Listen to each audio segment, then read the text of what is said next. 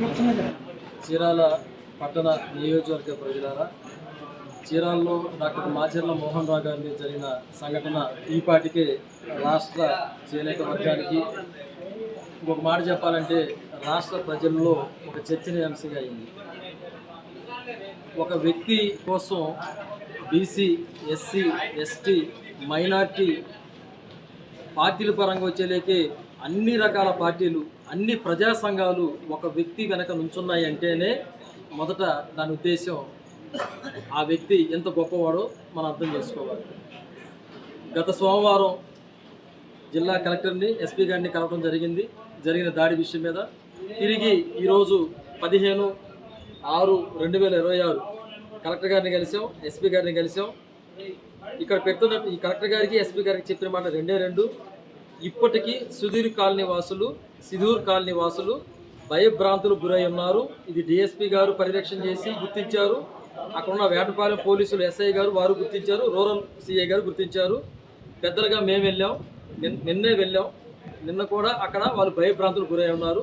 దీన్ని జిల్లా మేజిస్ట్రేట్గా వారిని కంట్రోల్ చేయమని అడుగుతున్నాం కలెక్టర్ గారిని. ఒకటి, ఎస్పీ గారిని వచ్చేలేకే ఘటన జరిగిన ముందు ఒక 2 గంటలు, దాడి జరిగిన సాయంత్రం వరకు ఎవరైతే ముఖ్యులు ఉన్నారో వాళ్ళ పేర్లు ఇవ్వడం జరిగింది. వారు కాల్ డేటా తీయండి అని చెప్తున్నాం.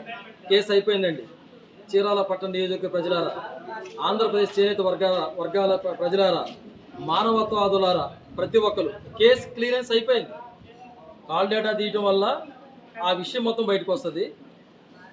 ఇది జీపీ స్థలం గురించి చెప్తున్నారు కదా. ఆంధ్రప్రదేశ్లో ఉన్న యాక్ట్ ప్రకారం 20 సంవత్సరాలు మన సొంత భూమిని మనం వదిలేసి దాన్ని ఎవరన్నా వచ్చి ఆక్రమించినా లేదా కట్టుకున్నా మరొకటి చేసినా మనం కంప్లైంట్ చేయకపోతే మన యొక్క అధికారం కోల్పోతాము. ఇది అందరికీ తెలుసు. జిల్లా మేజిస్ట్రేట్ అండ్ కలెక్టర్ గారికి ఈ రూల్ తెలుసు. అయినప్పటికీ 30 సంవత్సరాల క్రితం జరిగిన జీపీ ఇది ఆంధ్రప్రదేశ్లో ఫస్ట్ టైం అయితే. ఇప్పుడు హైకోర్టుకి ఒకవేళ ఈ కేసు వెళ్తే 30 సంవత్సరాల క్రితం చేసుకున్న జీపీని రద్దు చేసుకోవటం అనే దానికోసం మళ్ళీ ఖచ్చితంగా అక్కడున్న హైకోర్టు లాయర్లు తలలో పట్టుకోవాలి. కొత్త కేసు అవుతుంది ఇది.